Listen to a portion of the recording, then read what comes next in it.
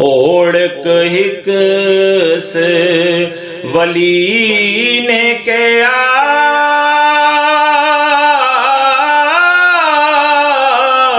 जा बगदाद सुआवे ओ मीरा महबूब खुदा दा मत तेनू बख्शावे मुँह काला कर गया न माना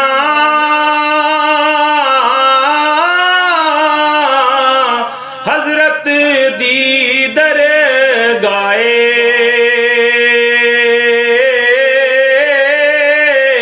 हक ओदे विच रहमत मंगी मीरा शाहे होया हुक्म जनाबों मीरा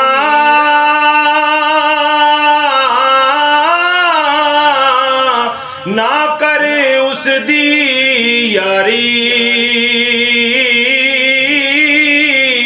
जो पराला इसदा कैसी उस दे बाब खवारी इस गलों महबूब इलाही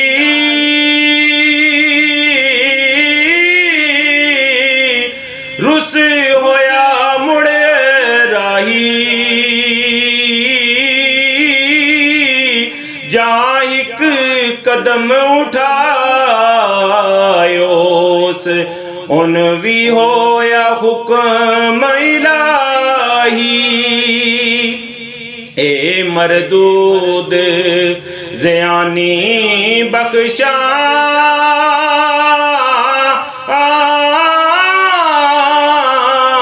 और अज़ार अजया रुस नहीं महबूब प्यारे मनीम तेरा